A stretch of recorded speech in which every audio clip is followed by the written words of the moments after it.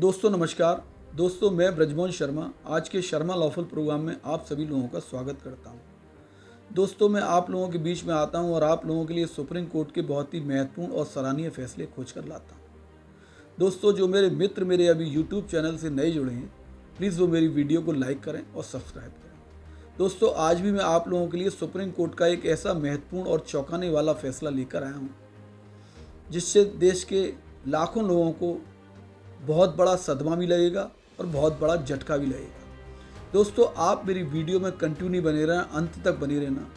मैं supreme court के फैसले की एक एक बारीकी को बड़े सरल और सही तरीके से आपको समझाऊंगा और बताऊंगा। दोस्तों हमारे देश के अंदर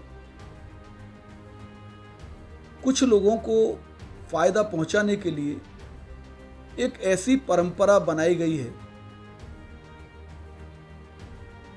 कि उसका फ़ायदा सीधे पॉलिटिशियन को भी होता है और बड़े उद्योगपति को भी होता है। अगर किसी पॉलिटिशियन का किसी केस में नाम आ जाए, किसी उद्योगपति का नाम आ जाए, तो वह बिना जेल जाए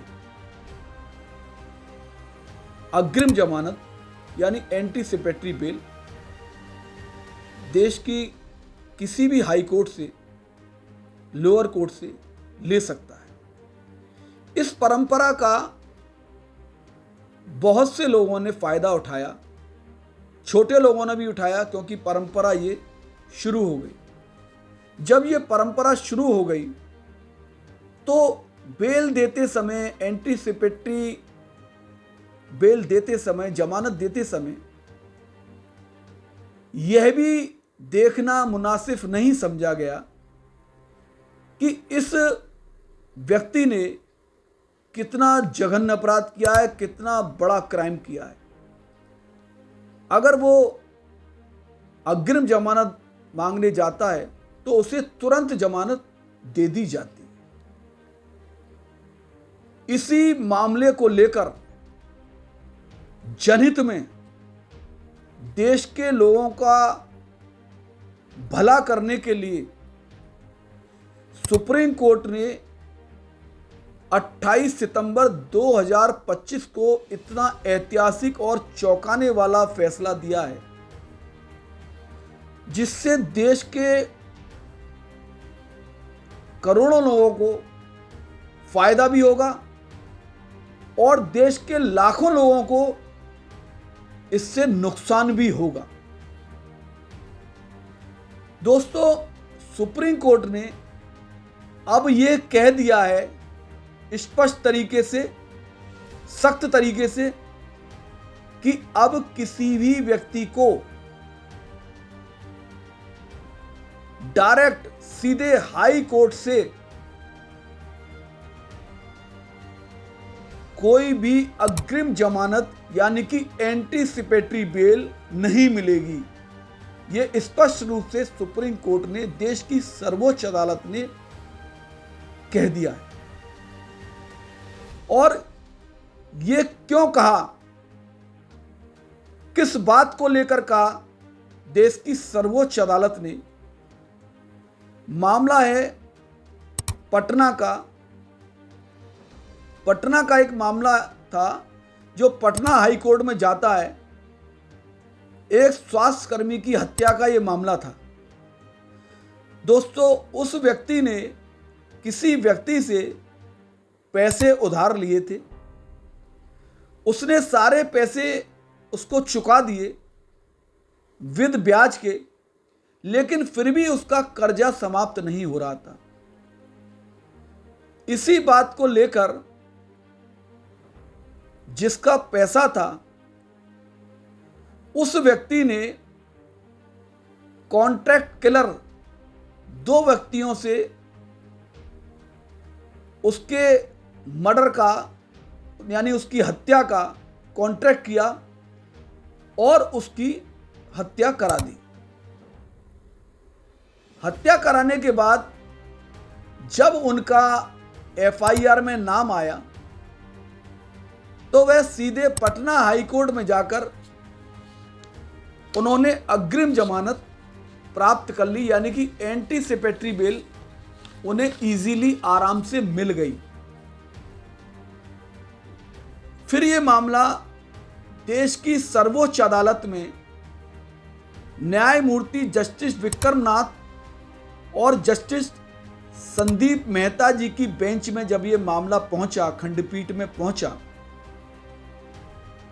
तो उन्होंने हाई कोर्ट पटना के आदेश को रद्द करते हुए कहा कि गंभीर आरोपों वाले इस मामले में बिना ठोस कारण बताए अग्रिम जमानत दे दी गई। कोर्ट ने यह भी नोट किया कि हाई कोर्ट ने राहत देने से पहले शिकायतकर्ता को पक्षकार के रूप में शामिल तक नहीं किया। कोर्ट ने फिर कहा, हालांकि हम यह भी व्यक्त करना चाहते हैं कि हाई कोर्ट ने इस मामले में जिस जल्दबाजी के साथ कार्रवाई की वह चिंता का विषय है, जबकि भारतीय दंड प्रक्रिया संहिता 1973 जो अब भारतीय नागरिक सुरक्षा संहिता 2023 के तहत हाई कोर्ट को और सेशन कोर्ट को अग्रिम जमानत के लिए अर्जी सुनने की समवर्ती न्याय क्षेत्र दी गई है। सुप्रीम कोर्ट ने बार बार यह देखा है कि हाई कोर्ट को हमेशा यह प्रोत्साहित करना चाहिए कि पहले वैकल्पिक समवर्ती उपाय को अपनाया जाए। कोर्ट ने यह भी समझाया कि पक्षकारों को पहले सेशन कोर्ट भेजना, जमानत याचिकाओं की 2 स्तरों वाली जांच सुनिश्चित करना, इससे हाई कोर्ट को सेशन कोर्ट की विचारधारा का लाभ मिलता है और शिकायतकर्ता को हाई कोर्ट में याचिका का विरोध करने का पूर्ण अवसर प्राप्त होता है। इस दृष्टिकोण से सभी पक्षों के हित संतुलित रहते हैं।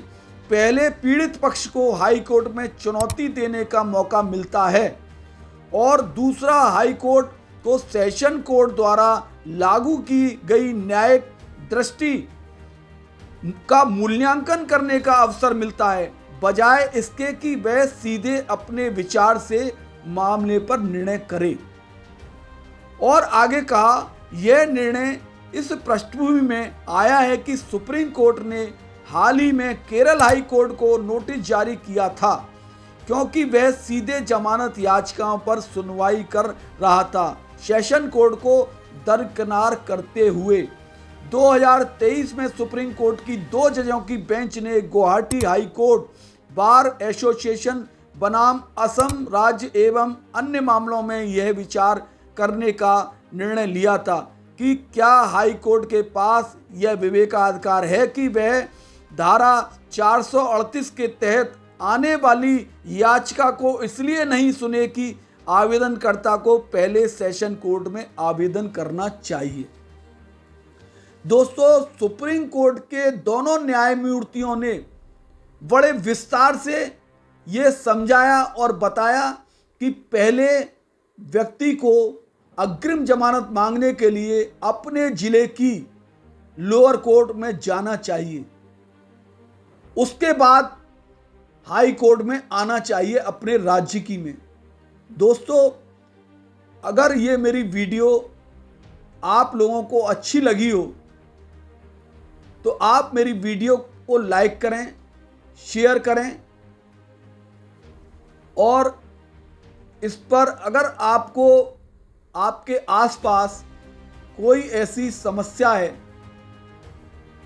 जिसका निदान हम वीडियो के माध्यम से कर सकते हैं, तो आप अपने आसपास की समस्या को मेरे कमेंट्स बॉक्स में लिखकर भेजें। और मैं ये आपसे वादा करता हूँ, ये चैनल आपका है। अगर आपकी समस्या ऐसी है जो न्याय हित में लोगों को फ़ायदा पहुंचा सकती है, तो मैं उस आपकी समस्या पर लीगली एक वीडियो बनाकर आपके और देश के समक्ष पेश करूंगा। धन्यवाद। जय हिंद, जय भारत।